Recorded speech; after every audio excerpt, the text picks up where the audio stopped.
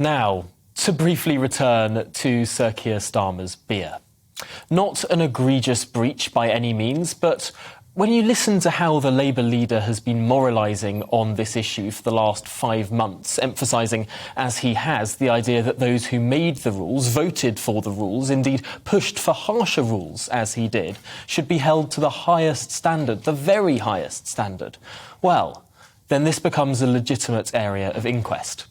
In Westminster, people were shocked to see the Chancellor receive a fixed penalty notice for attending a meeting that included a cake in a Tupperware box as lockdown was easing in the summer of 2020. Not least shocked was the Chancellor himself, who had no idea he'd done anything wrong. The Boris fine was less shocking to many, as the media have decided Boris is a wrong-un in any case, but the Chancellor's fine reveals in a more dispassionate way just how low the bar was for these fixed penalty notices to be issued to those in number 10. And if that bar was so very low, other issues arise. As we all remember, in April 2021, the Queen sat alone at the funeral of her husband, and Sir Keir Starmer was filmed drinking with members of Durham constituency Labour Party. Of course, indoor socialising was banned at the time. The Labour leader last week spoke movingly in the House of Commons of a man named John Robinson, someone who could not see his partner as they died. It was an incredibly emotional story. But it was also one that wasn't immediately obviously connected to what was being discussed. No, Starmer ignored the fact that at the time of the event for which Boris Johnson and Rishi Sunak have been fined, it was legal to see dying relatives. Tradespeople had resumed trading, shops had reopened, and Boris Johnson spent that very morning at a school where he was also sung happy birthday and received a cake from pupils and teachers. None of that context mattered. Not to the Met Police, not to the court of public opinion.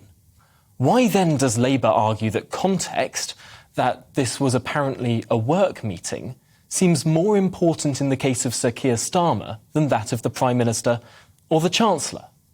Well, as I was first to report yesterday, Durham Constabulary are now reviewing, re-examining, questioning, whatever word you want to use for it. They're asking questions of their investigations team.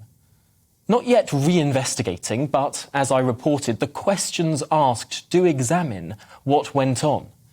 These questions, prompted by the North West Durham MP Richard Holden, raise promotional material that appeared on Durham Labour Party social media, promoting a constituency Labour Party quiz and social on the night Sir Keir Starmer was pictured drinking with his constituency Labour Party there.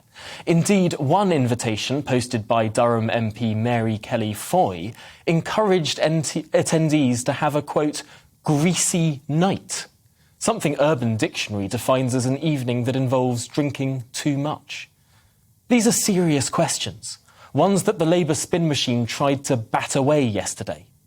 If law is to be applied equally, we should see the same bar for COVID breaches applied to lawmakers by Durham Police as has been applied by the Met. This is a story about consistency and justice, and we'll follow on this programme with interest.